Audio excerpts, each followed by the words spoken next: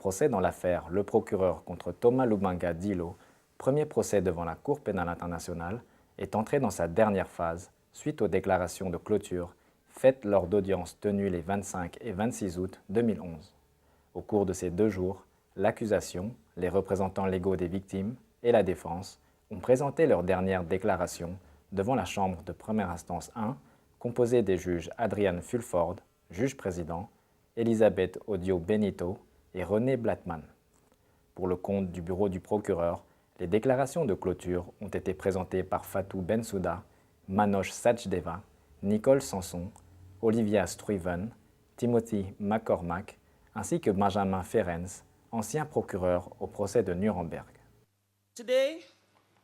Aujourd'hui, nous sommes devant la Chambre afin d'avancer que les éléments de preuve qui ont été présentés au cours de la procédure ont prouvé non pas simplement, au-delà de tout raisonnable, mais au-delà de tout doute possible, que M. Thomas Lubanga est coupable des crimes de guerre dont il est accusé.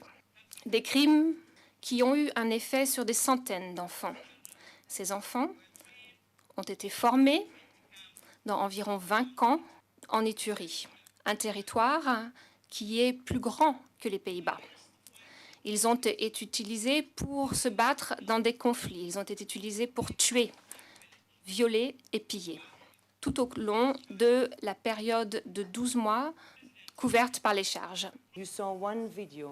Vous avez vu une vidéo qui a été tournée le 12 février 2003 qui montre tout cela. Dans la vidéo, Thomas Lubanga, en tenue militaire, s'adresse à un groupe de soldats de l'UPC dans le camp d'entraînement de Rwampara. Permettez, Madame, Messieurs les juges, que je vous montre à qui Thomas Lubanga s'est adressé ce jour-là. Tous les enfants que vous voyez dans cette vidéo sont des soldats de l'UPC. Ceux qui ont des bâtons, ceux qui n'ont pas de bâtons, et ceux qui portent des uniformes sont tous des soldats de l'UPC. Why did the UPC FPLC want to use children? Pourquoi est-ce que l'UPC FPLC souhaitait utiliser des enfants en tant que soldats? Eh bien parce qu'ils pouvaient exploiter leur jeunesse et leur manque d'expérience. Les enfants, en effet, sont sans peur. Ils ne comprennent pas les conséquences de leurs actions. Ils pouvaient les manipuler et les contrôler. Ils ont eu leurs enfances volées. Ils ont été privés d'éducation et de tous les droits humains. Les souffrances de ces jeunes victimes et de ces familles laissent des cicatrices indélébiles. Nous devons redonner la foi à ces enfants pour qu'ils puissent contribuer à rétablir le monde en ruine dont ils sont issus. 123 victimes ont été autorisées à participer à la procédure, représentées par 3 équipes de représentants légaux. Les déclarations de clôture ont été présentées par Paulina Masida, Karine Bapita Bouyangandu, Paul Kabongo Chibangu, Joseph Keta Orwinio, Franck Moulenda et Luc Vallen. Il est inutile de dire que ce procès est en soi historique, tant pour la justice pénale internationale elle-même que pour l'ensemble de la communauté internationale. Ce procès est également historique pour les milliers de victimes en Ituri qui espèrent que justice leur sera rendue en raison de la commission à leur encontre des crimes les plus graves qui touchent l'ensemble de la communauté internationale, qui défient l'imagination et heurtent profondément la conscience humaine.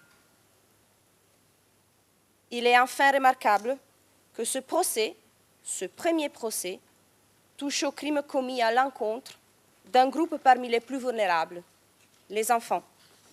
L'avenir des enfants est celui de toute une nation. Accepter la présence d'enfants dans les rangs armés, c'est hypothéquer l'avenir de tout un pays. La place des enfants de moins de 15 ans se trouve à l'école, en famille, non pas dans des groupes armés.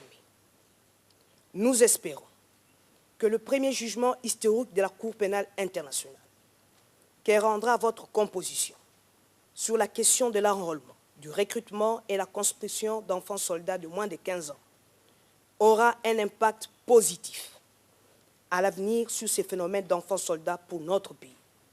Pour le compte de la Défense, les déclarations de clôture ont été présentées par Maître Catherine Mabille et Maître Jean-Marie Bijoux-Duval. Au terme de ce procès, regardons ensemble si la preuve présentée par le procureur est à la hauteur des accusations portées contre l'accusé. Cette analyse nous amènera à la conclusion que, contrairement à ce que soutient le bureau du procureur, l'existence même des crimes poursuivis n'a pas été prouvée au-delà de tout doute raisonnable.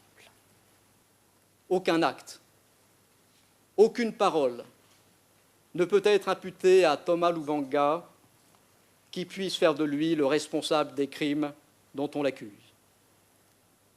Au contraire, par ses actes et par ses paroles, il n'a pas cessé de tenter de faire obstacle à la commission des crimes dont on l'accuse. Cela a été prouvé par toutes les formes de la preuve judiciaire. On ne peut pas condamner celui qui n'a pas cessé de dire non à l'enrôlement des enfants. On ne peut pas condamner celui qui, chaque fois qu'il en a eu le pouvoir, a pris des mesures pour donner son effectivité à cette interdiction. Ce serait aller contre les faits et contre le droit.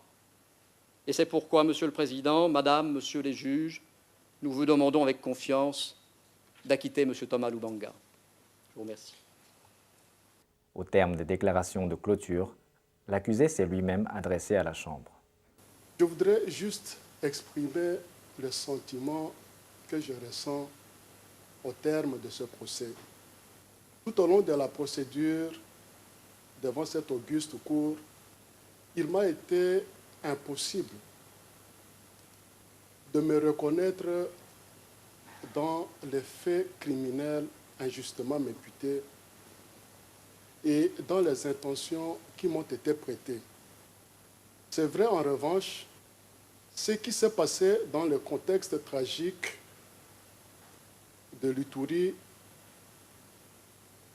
de septembre 2002 en juin 2003, c'est que j'ai assumé, avec le concours d'autres concitoyens, des responsabilités. Je le fais juste dans le but de lutter contre l'inhumanité dévastatrice dont souffraient à cette époque toutes les communautés congolaises de l'Ituri. Je le fais dans le simple but de tenter de sauver ce qu'il y a de plus cher à tout homme. Et je le fais dans un souci de réconciliation. J'ai accepté cette responsabilité et je l'ai assumée en ayant au cœur les convictions et les valeurs nobles qui m'ont été inculquées tout au long de mon éducation, socle de ma personnalité. Ce sont ces convictions et ces valeurs qui m'ont toujours guidé dans toutes les actions que moi je menais en cette période et particulièrement dans les actions que je menais contre les recrutements des mineurs. Aujourd'hui, je me remets à la sagesse de votre auguste cour.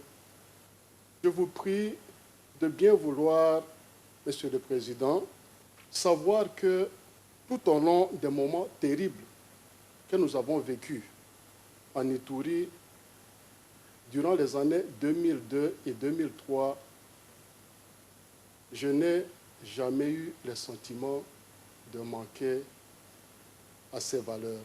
Thomas Lubanga Dilo, citoyen de la République démocratique du Congo, est accusé d'avoir commis, en tant que coauteur, des crimes de guerre consistant à procéder à l'enrôlement et à la conscription d'enfants âgés de moins de 15 ans dans les rangs des forces patriotiques pour la libération du Congo, les FPLC, et à les faire participer activement à des hostilités en Ituri, un district de la province orientale de la RDC, entre septembre 2002 et août 2003.